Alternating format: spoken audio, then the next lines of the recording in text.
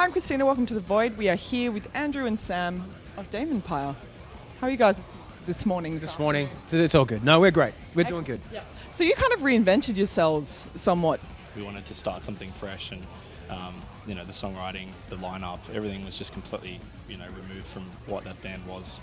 So we all sat down and talked with our network and talked together and decided that the best thing to do was to come up with a band name that was representative of the album that we'd written.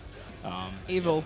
Yeah. A bit evil. A Yeah, little bit dark. We wanted something that was a little bit more, had a bit more meaning to it. Well, I was reading, so like a daemon is like something that was sort of a guardian with humans for a long time and sort of initiated justice. I mean, is there justice? I think there's some kind of things about being a human that it's kind of inherently unjust. I just play guitar. Yeah. I guess one of the points of it is there's less justice in the world these days. And in Greek mythology, demons were actually guardians of men, that followed them throughout their life and ensured that they received Like a justice. guardian angel, but cooler. Yeah, like probably with a weapon. much better than like a fairy godmother or something like that. Did you guys play on the At the Gates reunion tour? Is that right, or with them at another time? At Silent Breaks in 2012, yeah, we did. With the reunion tour? Yeah. Is that amazing? Because that was like their first shows in like ever in Australia. Yeah, I mean, they're like one of my biggest influences, so that was a big hallmark moment for me. So you've been you've kind of gotten quite escalated in your practicing and playing and writing and stuff. Like you're fairly involved in the music making. Yeah, I mean, I guess I came in with a lot of fresh ideas, things I'd been working on. Well, they were fresh for everyone else, not for me. I'd had them for a long time. But it's great now that we're working on our second record and getting some fresh tunes together. And again, as a group now, we're working together. We're going to be recording a new single in January or February. I think it's February, which we will release around midway through next year. And then, we're going to be demoing the record as well. So at the moment, it's just lots of writing and making things happen. Well, you guys have been pretty well received, and there's not a shortage of heavy metal bands, but the feedback I've been hearing from people, and I've listened to it. It's good, like it's solid. What made this your focus? Why this band? Yeah, reflective of Well, I'm a metalhead. This is what we do, Like again, proper as much as I love other things and I love all different types of music, this is what I love. This is what makes this energizes me.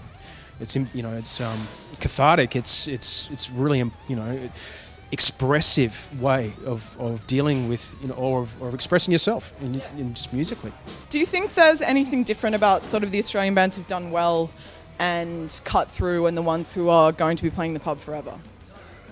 That's a harsh thing. I would definitely say, like we talk about this all the time amongst ourselves and amongst bands that we tour with and that we're friends with, and like we all tend to agree. The bands that we know that we're friends with that have made it or that are doing very well, they all have a common thread, which is that they all, as a team together, understand like where they want to be. They're all in agreement on what the definition of success is for each of them as a member. But there are prime examples of bands that do that. Like Neo are a prime example. King Parrot and other. Like those guys, musically are entertaining. They've got something that differentiates them, but they also understood the importance of having a business plan. And I think that's kind of what separates the bands that get somewhere from the bands that don't. But these days, the one key source of revenue that came to bands is gone. It's touring and merchandising. You have to really understand how to run a branded business.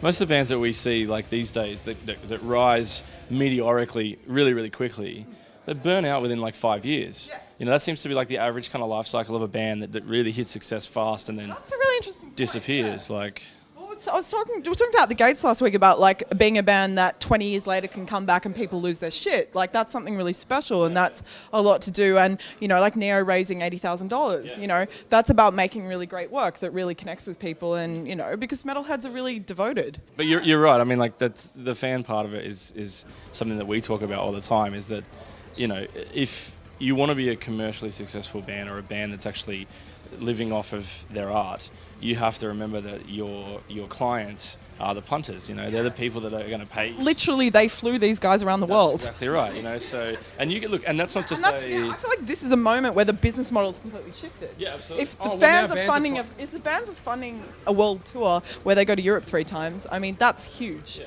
This is like a moment. This is like, you know, Napster, but like the opposite, like a really good thing, like where everyone paid instead of. A landmark moment in the industry about. I mean, it's something that, you know, some people like, some people don't like, some people sort of want to dwell on the past and how it used to be. Some people are really excited about the future. Some people just couldn't give a fuck. But some people are sitting at home punching cones and are just like, I don't care if we play next week. Yeah, some people just really don't care. They're just going to keep downloading stuff and, you know, jerk off, and no one really gives a shit. But people will do that regardless. You know, so, but I mean, yeah, like we always sort of say, like, if we're going to have any hope in hell of this happening, then we have to remember that the most important people are the people that connect with the music in some way enough to want to, you know, turn up, you know, buy a shirt. Shit if it's buying a shirt or just posting a comment on Facebook. Like, it's nice. Look, it's meaningful.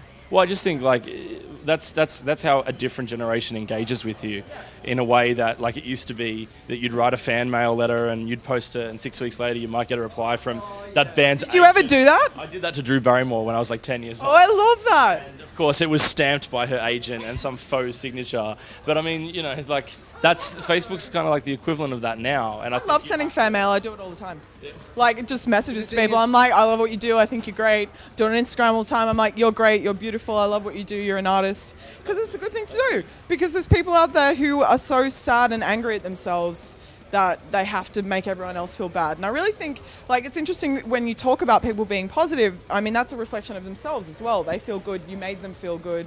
And so it reflects back. You know, metal in general and metal in the internet era is that, like, you know, all you need to do is look on social media and the news, and you see all the latest studies about what a positive impact metal has on people. It's science. Feel it, you know, like we feel, as Andy said, there's a very much a cathartic element to being able to scream your guts out on stage or riff on stage, and it makes you feel better, you know, like it makes you feel better about all the things in life that make you angry. And I think that that's, for the most part, the misconception that people have of metal is that you're up there screaming at people and that's going to continue to feed your anger, when in reality it's the one release. You know? So yeah. You get off stage and you're smiling. So okay, this is it. It's about demons. This is about demons. This is the boy. This is Daemon Pyre.